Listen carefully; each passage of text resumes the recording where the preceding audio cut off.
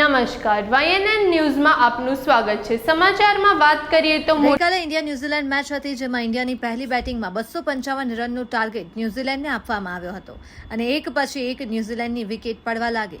ઇન્ડિયાની જીત થઈ અને ન્યૂઝીલેન્ડની ટીમ ઓલ આઉટ થઈ ગઈ, જ્યારે મહીસાગર જિલ્લાના સંતરામપુર શહેર મેઇન બજારમાં રહીશોએ ફટાકડા ફોડી અને દિવાળી જેવો માહોલ કરી દીધો હતો। Reporter Abhijit Singh Rathod.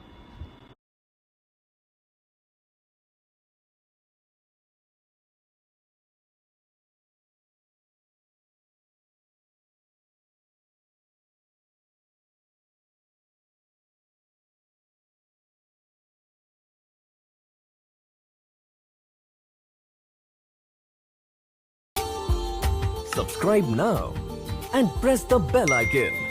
Never miss an update.